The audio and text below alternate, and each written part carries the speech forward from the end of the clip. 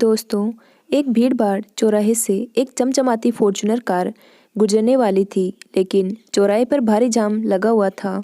उस Fortuner car में बैठे व्यक्ति ने अपने ड्राइवर से कहा, भाई साहब, थोड़ा देर रुक जाइए, इतनी भी क्या जल्दी है? सामने बहुत सारे लोग खड़े हैं और मुझे लग रहा है कि जाम काफ़ी दूर तक है, इसलिए जल्दीबाजी मत करो, आराम से चलो। ड्राइवर ने उसके निर्देशानुसार कार को वही चौराहे पर रोक लिया, तब तक जब तक जाम खाली ना हो जाए।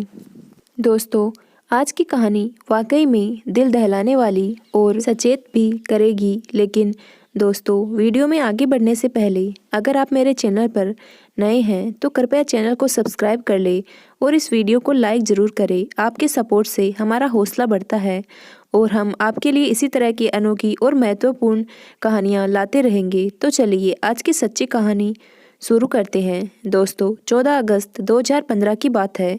उत्तर प्रदेश का एक जिला कन्नौज में एक नगर है छिबरामऊ। हमने कहानी के शुरू में जिस चौराहे की बात की थी वही छिबरामऊ का चौराहा है जहां जाम लगा हुआ था। इसी जाम में एक फॉर्च्यूनर कार रुकी हुई थी जिसके मालिक काफ़ी नम्र स्वभाव के व्यक्ति थे।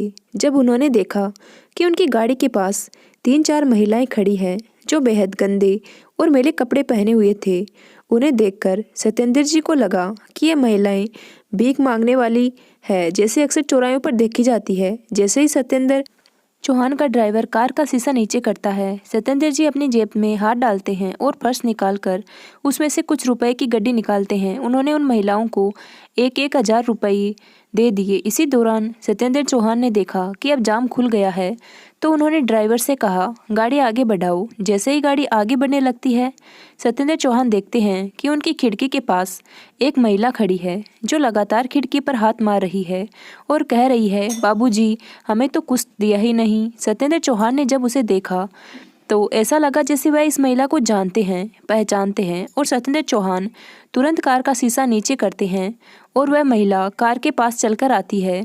सत्येंद्र चौहान जब उसे देखते हैं और पहचानते हैं और हैरानी से पूछते हैं, अरे तुम यहाँ क्या कर रही हो? वह महिला कहती है कि आपने मुझे कुछ दिया ही नहीं। सत्येंद्र की आंखों में एक अजीब बेचैनी थी। वह महिला कोई और नहीं बल्कि उनकी पूर्व पत्नी रूबी थी, जिससे उनका तलाक लगभग 3 साल पहले हो चुका था। सत्येंद्र चौहान ने खुद को संभालते हुए उससे पूछा कि तुम तो एक अच्छे खासे घराने की लड़की थी।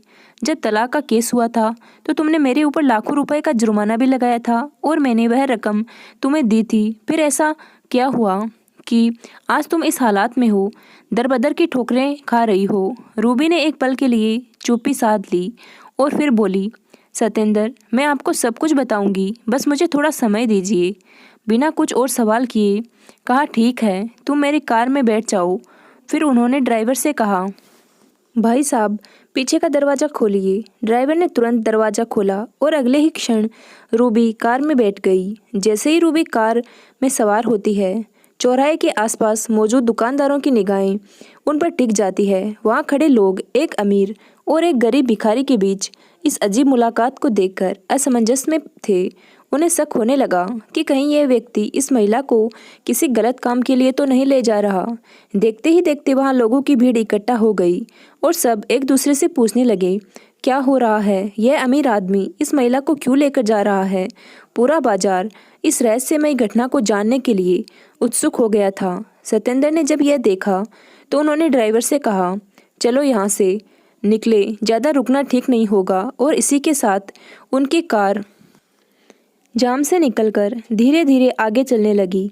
सत्येंद्र चौहान ने रूबी को अपनी गाड़ी में बैठाया तो वह अकेली नहीं थी, उनके साथ साथ 3-4 और भीख मांगने वाली महिलाएं भी थी।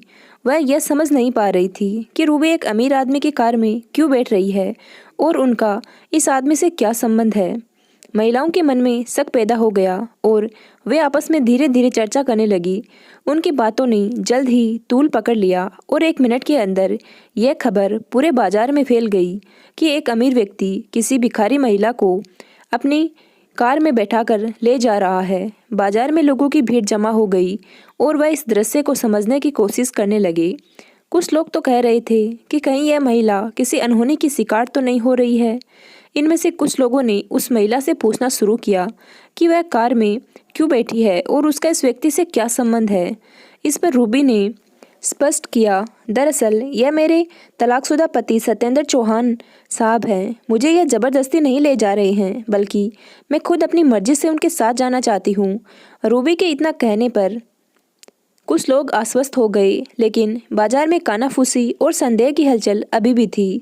सत्येंद्र चौहान ने स्थिति की गंभीरता को भांपते हुए ड्राइवर से कहा, जल्दी गाड़ी चलाओ, यहाँ और रुकना ठीक नहीं होगा। धीरे धीरे फॉर्च्यूनर कार बाजार से आगे बढ़ गई और सत्येंद्र ने रूबी को अपने साथ ले जाने का फैसला किया। लोग अभी भी एक दूसरे से सवाल पूछते रह गए कि आखिरकार इस महिला की कहानी क्या है और उसका जीवन इस मोड़ पर क्यों आ गया। सत्येंद्र चौहान और रूबी एक होटल पर बैठे थे। सत्येंद्र ने अपने ड्राइवर को कुछ पैसे दिए और कहा, जाओ मार्केट से उनके लिए एक अच्छी सी साड़ी और चप्पल की जोड़ी खरीद कर ले आओ। ड्राइवर तुरंत मार्केट की ओर रवाना हो गया। सत्येंद्र चौहान ने रूबी से कहा, होटल के अंदर जाओ और महिला स्नानागार में जाके स्नान करो।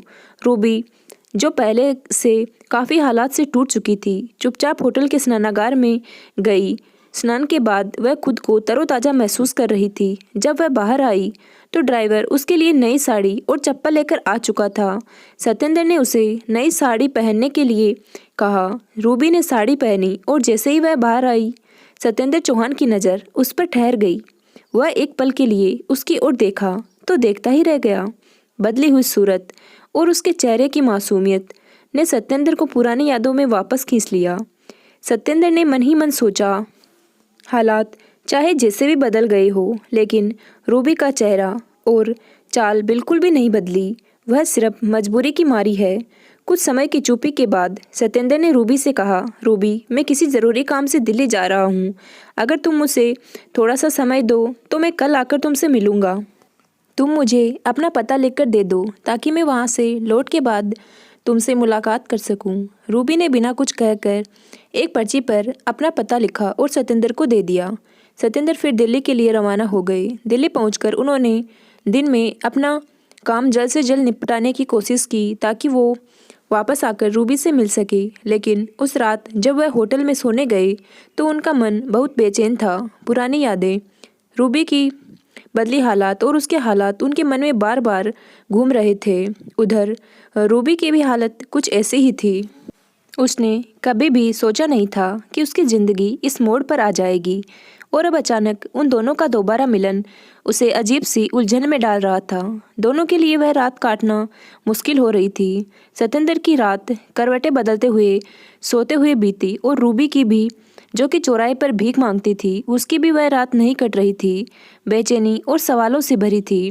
दोस्तों, दोनों ने वहाँ पूरी रात करवटें बदलते हुए बिताई। अगले दिन सत्येंद्र चौहान दिल्ली से लौटते हैं और रूबी द्वारा बताए गए पते पर पहुंचते हैं, लेकिन वहां पता चलता है कि रूबी वहां पर है ही नहीं। वह फिर अपने काम पर भीख मांगने के लिए जा चुकी है। सत्येंद्र फिर उसी चौराहे पर जाते हैं जहां पर रूबी उन्हें पिछले दिन मिली थी। वह उसे फिर से अपनी गाड़ी पर बैठाते हैं और गाड़ी में बैठने के बाद उन्हें अपने कमरे पर ले जाती है, जो एक किराए का गंदा सा कमरा है।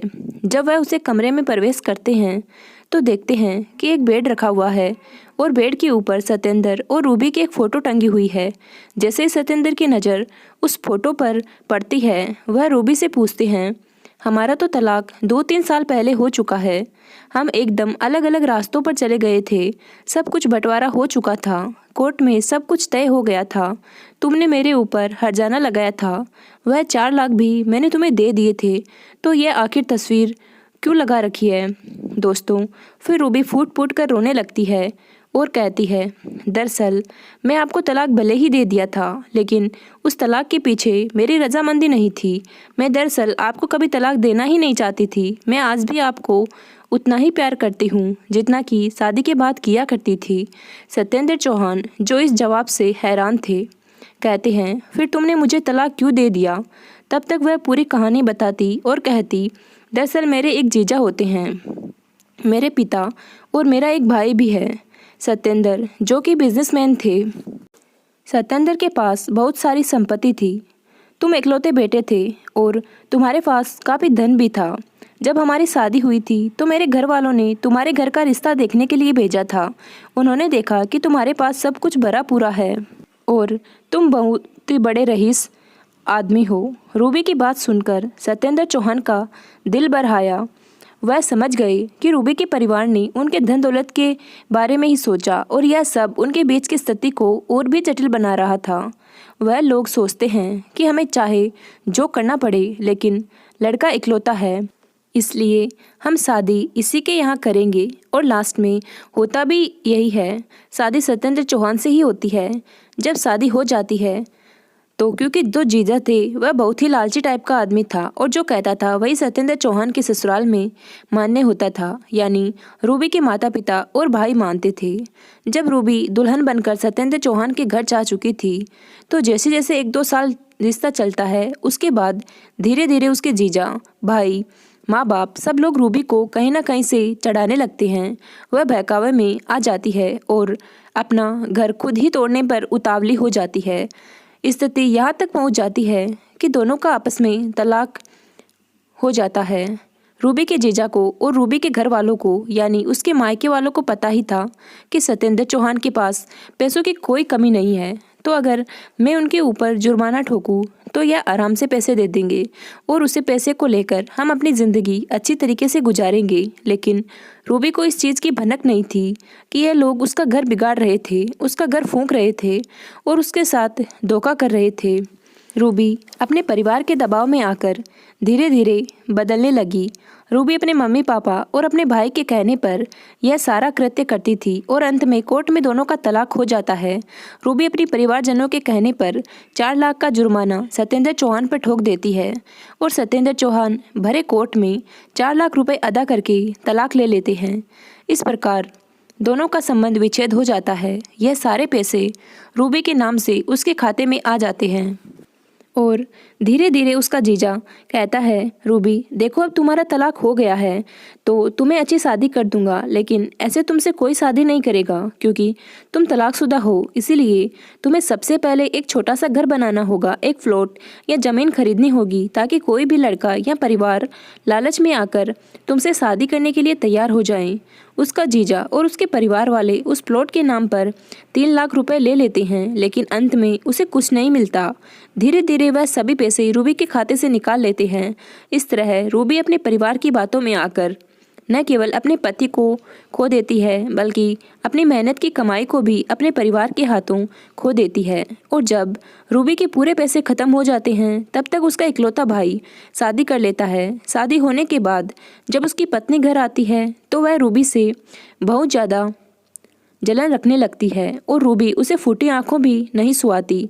अब रूबी बड़ी हो चुकी थी। जब उसकी शादी हुई थी तब शायद उसकी समझदारी की अवस्था इतनी परिपक्व नहीं थी कि वह चीज़ों को समझ पाती, लेकिन अब दोस्तों रूबी सब कुछ समझ पा रही थी, सब कुछ जानती थी, लेकिन बहुत देर हो चुकी थी। उसने अपने हंसते खेलते परिवार में अपने हाथों से आग लगा दी थी। जब उसका पैसा ख़त्म हो जाता है तो रूबी का भाई और उसके माता पिता उसे घर से निकाल देते हैं। वह अपने जीजा के पास पहुँचती है, लेकिन जीजा भी कहता है तुम्हें जहाँ मर्जी हो वहाँ चली जाओ, जब तुम्हें अपने पति की नहीं हो सकी तो तुम हम लोगों की क्या होगी। रूबी फिर सीधा चली जाती है। उसके पास कहीं रहने का कोई ऑप्शन नहीं था। थक हार कर मजबूरी में वह सड़क पर कुछ महिलाओं से मिलती है। वह सभी महिलाएं मिलकर ऐसी महिलाओं से उसकी मुलाकात होती है, सड़क पर भीख मांगने का काम करती है। दोस्तों रूबी उन लोगों के साथ रहने लगी और उनके साथ खाना खाने लगी। अब उसका जीवन झुग्गी में चल रहा था। धीरे धीरे रूबी भी इस धंधे में उतर आई और वह भी भीख मांगने लगी। जब पूरी कहानी रूबी ने इस कमरे में अपने पति सत्येंद्र चौहान को सुनाई तो सत्येंद्र चौहान साहब की आंखों से आंसू निकलकर जमीन पर गिरने लगे। अब रूबी सत्येंद्र से पूछती है, माँ तो मुझे बहुत मानती थी, माँ का क्या हाल है? तो वो कहते हैं, माँ आज भी वैसे ही है, वह तुम्हें आज भी याद करती है। उन्होंने पता नहीं कितनी बार मुझसे कहा कि मेरी बहू अब मुझे वापस नहीं मिल सकती, लेकिन अब वह बुजुर्ग हो चुकी है। अब मैं उन्हें क्या बताऊं कि हमारा कोर्ट में तलाक हो चुका है और अब हम कभी एक दूसरे के नहीं हो सकते। रूबी सत्येंद्र से कहती है, अगर दिल सच्चा हो, मोहब्बत सच्ची हो और इरादे नेक हो तो हम अभी भी एक हो सकते हैं। सत्येंद्र कहते हैं, नहीं, कानूनी तौर पर और धार्मिक रूप से हम हर तरह से अलग हैं। इतना कहकर सत्येंद्र चौहान पैसे निकालता है और कहता है, यह पैसे रखो, हर महीने का जो तुम्हारा खर्चा होगा उसे मैं देता रहूँगा। मुझे इससे लेते रहना, लेकिन मैं तुम्हें अपने साथ नहीं ले जा सकता। वह यह पैसे रूबी को देता है और अपनी कार में बैठ जाता है। जैसे ही वह सवार होता है, रूबी उसके पैरों पड़कर रोने लगती है, जिससे सत्येंद्र का दिल भी पिघल जाता है। वह कहते हैं, एक बार मुझे अपनी सासू माँ से बात करने दो। सत्येंद्र अपनी जेब से मोबाइल निकालता है और तुरंत अपनी माँ को कॉल करता है।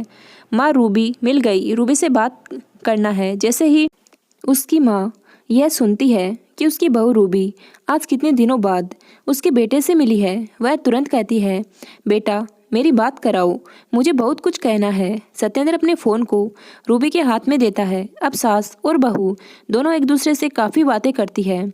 सत्येंद्र की माँ कहती है, ऐसा करो तुम बहू को सीधा घर वापस लेकर आओ। सत्येंद्र अपनी माँ की बातों को टाल नहीं पाता है। सत्येंद्र चौहान, जो अपनी भावनाओं को संभाल नहीं पा रहा था, रूबी को अपनी फॉर्च्यूनर कार में बैठाता है और सीधे अपने घर पहुंचता है। दोस्तों, जैसे ही वह घर पहुंचता है तो देखता है कि उसकी माँ आरती की थाल सजा अपनी बहू का इंतजार कर रही है। वह अपनी बहू की आरती करती है और दोनों एक दूसरे से गले मिलते हैं। सास और बहू एक दूसरे के साथ रोने लगती है। उसके बाद सत्येंद्र कहता है, माँ, यह वही रूबी है जिसे कोर्ट में मुझसे 4 लाख रुपए का जुर्माना लिया था और मैंने 4 लाख रुपए भरे थे। इस महिला को दोबारा अपने घर में रखना चाहिए। उसकी माँ जवाब देती है, बेटा, अगर सुबह का भूला शाम को घर वापस आ जाए तो उसे भूला नहीं कहते। यह भी एक इंसान है और गलतियाँ तो इंसानों से ही होती है। अगर इसने कोई गलती हो गई है तो इसे माफ़ कर दो। सत्येंद्र अपनी तलाकशुदा पत्नी रूबी को माफ़ कर देता है। दोस्तों, इस प्रकार सत्येंद्र और रूबी दोनों एक बार फिर अपनी नई जिंदगी की शुरुआत करते हैं और एक साथ बड़े प्यार से ज़िंदगी जीते हैं। दोस्तों, कभी कभी ज़िंदगी में ऐसे पल आते हैं जो हमारे रिश्ते, हमारे अपने ही हमें छोड़ जाते हैं, हमें दर्द देते हैं और हम खुद को अंधकार से घिरा महसूस करते हैं। ऐसा ही कुछ हुआ सत्येंद्र और रूबी के साथ। एक समय था जब रूबी ने सत्येंद्र से अलग होने का फैसला लिया और सत्येंद्र पर 4 लाख रुपए का जुर्माना लगाया। दोस्तों, यह कहानी अलगाव की नहीं है, यह कहानी पुनर्मिलन की, माफ़ी की और सबसे बड़ी बात इंसानियत की है। सोचिए, एक इंसान, उसने अतीत में गलती की, जब लौटकर आता है तो हमारे सामने एक सवाल खड़ा होता है, हमें उसे माफ़ कर सकते हैं? सत्येंद्र की माँ ने जिस तरह अपने बेटे को सिखाया वह हमारे लिए एक प्रेरणा है। उन्होंने कहा, अगर सुबह का भूला शाम को घर वापस आ जाए तो उसे भूला नहीं कहते। यह वाक्य हमें सिखाता है कि इंसान गलतियाँ करता है, लेकिन उसे मौका देना हमारा काम है। दोस्तों, यह माफ़ करने का गुण, यह दूसरों को समझने का गुण, यही हमारे समाज की असली ताकत है। हम सब इंसान हैं और इंसान होने के नाते गलतियां होना स्वाभाविक है। उनको गलतियों को सुधारने का और दूसरों को मौका देने का साहस हमें होना चाहिए। इस कहानी में सत्येंद्र ने अपनी पत्नी रूबी को माफ़ कर दिया क्योंकि उसने समझा गलती से कोई बुरा नहीं हो जाता। सत्येंद्र की माँ ने भी यही संदेश दिया, किसी को उसकी गलतियों के लिए हमेशा के लिए ठुकराया नहीं करते, बल्कि उसे सुधारने का मौका दो। दोस्तों, अगर हम भी इस सोच को अपनाएं, अगर हम ही दूसरों को माफ़ करना और समझना सीख लें, हमारे रिश्ते मजबूत बनेंगे, हमारा समाज और भी सुंदर बन जाएगा। दोस्तों, इस कहानी को सुनाने का उद्देश्य किसी को परेशान करना या भावनाओं को आहत करना, किसी के दिल को दुखाना नहीं था, बल्कि आपको जागरूक, सचेत और अलर्ट करना था। धन्यवाद।